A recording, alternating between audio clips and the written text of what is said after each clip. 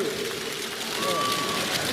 This is quite an impressive gathering from standing here. It seems to me an endless number of people, and I think we're all here, and we realize what a critical time this is for all of us. A critical time with a civil war in Iraq, and we are on the verge of Iran achieving what it's always wanted to achieve, becoming a nuclear power. So we couldn't be here at a more important time. And it's quite obvious that at the core of all of these problems, no matter what solutions we can try to figure out for all of them and more, at the core of all of these problems is the regime in Iran. It should be changed. It must be changed. It has to be changed.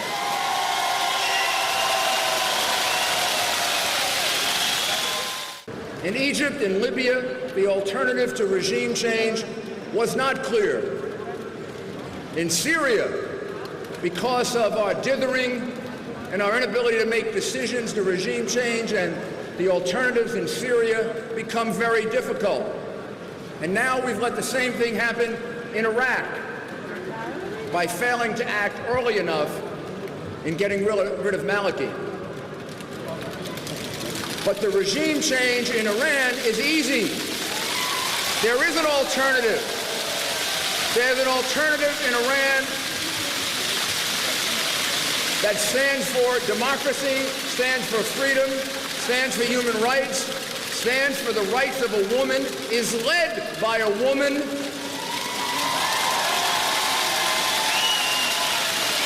and most importantly, at this time in our history, it stands for a non-nuclear Iran, and that is, of course, the MEK and Madam Rajavi.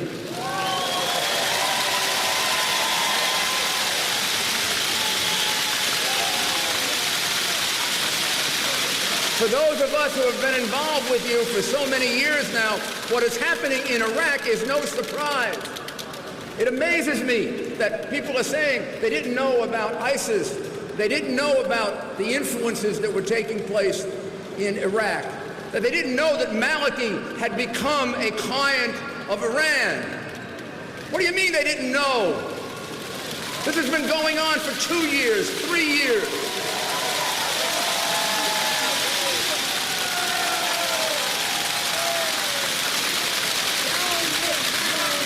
It all gets back to the same thing. We cannot solve the problem in Iraq without solving the problem in Iran. And the same thing is true with the negotiations for a nuclear-free Iran. Please remember that until the interim agreement, the whole struggle was to keep Iran from having nuclear capacity. Any form of nuclear capacity. Iran does not need the peaceful use of nuclear power. It's being recognized as allowing them to have the peaceful use of nuclear power, and then they want to do to us what they did to us before in 2003 and 2005. They want to cheat. They want to fool us again. Remember, we went through this before. They promised they weren't going to enrich uranium. And then they were caught red-handed 3 times enriching uranium. Who was in charge of that program for Iran? Rouhani, the reformer, who brags about it in his memoirs, that he fooled us, that he cheated us, that he lied to us. And who caught him? Who caught him in his lies? You did, the MEK.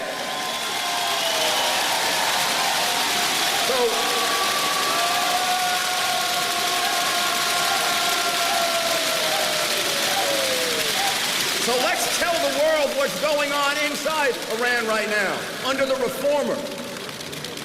More oppression than even when Ahmadinejad was there. More executions than even when Ahmadinejad was there. You think those executions are happening by accident? No way. Those executions are happening because, as the Ayatollah and Rouhani want to present the picture of a reformer to the rest of the world with a big smiling face, because they know how fragile their regime is. They know what happened several years ago when the U.S. turned their back on the people of Iran.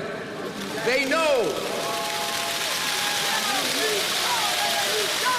that dictatorship, oppressive, murdering dictatorship, like the theocracy in Iran, are always resting on a very, very, very, very thin reed, always right on the precipice of being overthrown.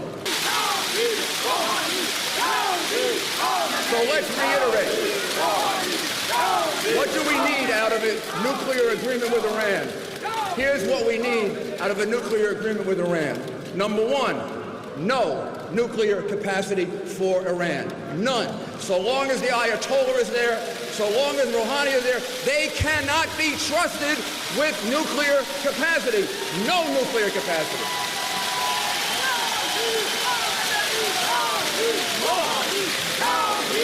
Inspections at any and all times, and never ever, for any reason, never ever, in any negotiation, for any reason, give up the principle of regime change in Iran, because ultimately it's the only solution.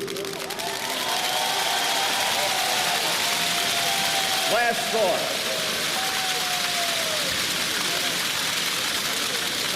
These very big issues that affect the peace of Iran, the United States, and the world are engaging. But we can't let this moment pass without remembering our people who are left behind in Iraq. They're the ones paying the price. So to the people at Liberty, please understand, we are here for you. We remember you. We will fight for you. We wish we could deliver you. I wish my country would live up to its promise. I wish my country would not continue to dishonor itself by having promised you freedom and protection and denied it to you. I wish I could make that happen. But there is.